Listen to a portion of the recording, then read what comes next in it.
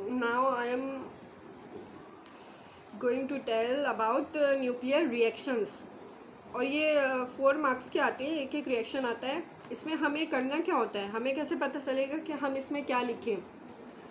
तो इसको easy way में इस तरीके से समझ सकते हैं कि हमारे पास ये फर्स्ट रिएक्शन दिया हुआ है जिसमें हमारे पास लिथियम दिया हुआ है, 7 है उसका मास नंबर और एटॉमिक नंबर उसका 3 है, और वो ऐड कर रहा है प्रोटियम को।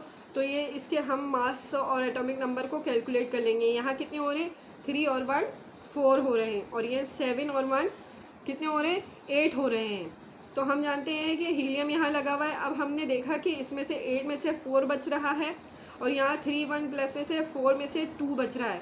अब हम यहाँ पर ऐसी क्या चीज़ लगाएं कि ये बैलेंस हो जाए। तो हमें पता है कि 2 और 4, अगर हम ये वाला एलिमेंट यानी हीलियम का एलिमेंट लगाएंगे, हम देखेंगे कि ऐसा कौन सा नंबर या एलिमेंट होता है जिसका एटॉमिक मास जो है वो 4 होता है और उसका एटॉमिक नंबर जो है वो 2 होता है।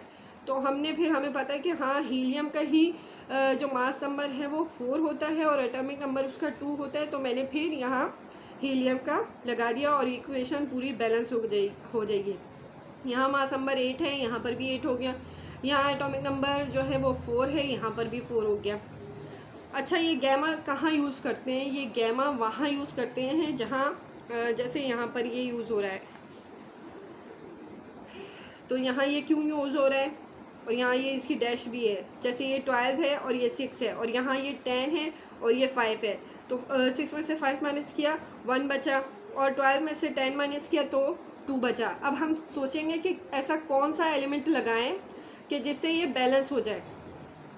तो हमें पता है कि हम यहाँ पर हाइड्रोजन का ड्यूट्रियम लगाएंगे, इसलिए कि उसका जो मास नंबर है वो 2 होता है और एटॉमिक नंबर उसका 1 होता है। अब मैंने देखा कि ये तो यहाँ हो गया, लेकिन यहाँ कुछ नहीं है। तो यहाँ क्या लगेगा, जब ये बैलेंस हो जाएगा तो फिर मुझे ये पता चल जाएगा कि अब किसी नंबर की ज़रूरत नहीं है। तो फिर मैं यहाँ गैमा लगा दूँगी। गैमा का मतलब होता है कि आपके पास mass of number of proton and number of neutron जो है वो 0 है।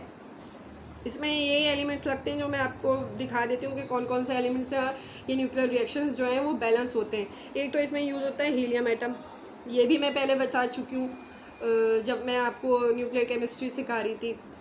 तो ये 4 होता है और ये 2 होता है। प्रोटियम लगता है इसमें, और ड्यूट्रियम लगता है, और ट्रीटियम लगता है, न्यूट्रिनो लगता है, और इसको इस तरीके से भी शो करते हैं प्रोटियम को। ये तो वो जब हम रिएक्शंस करते हैं ना वो वाले बैलेंस इक्वेशन, या हमें थ्रेशोल्ड एनर्जी या कोलम्बिक फोर्स मालूम करनी होती है तो वो इस एब्रीविएटेड फॉर्म में मैम देती हैं। ये ड्यूट्रियम होता है, ये ट्रीटियम होता है, और ये एन से शो कर सकते हैं इसको। बाकी गैमा है, गैमा ये 0 है।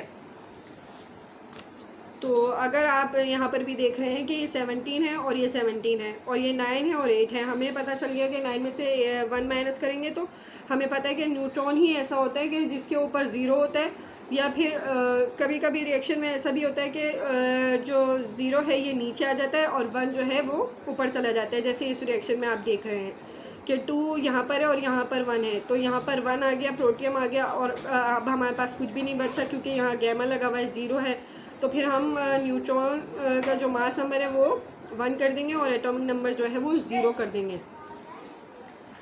और यहाँ पर जो है, यहाँ पर हमें पता है कि यहाँ पर 1 की ज़रूरत है और ऊपर 0 है, तो हम इसको इस फॉर्म में भी लिख सकते हैं। और बाकी जो डैश पड़ी हुई है हमें पता है कि बैलेंस हो चुकी है, तो हम वहाँ क्यू लिख सकते हैं क्यू लिख सकते हैं, गैमा लिख सकते हैं, वो सब लेकिन क्यू इसलिए लिखेंगे कि यहाँ पर एनर्जी यूज़ हो रही है। बैलेंस है, लेकिन अगर बैलेंस नहीं होता तो फिर गैमा लगाते हैं। उम्मीद है कि ये भी थोड़ा सा इसका कॉन्सेप्ट क्लियर होगा।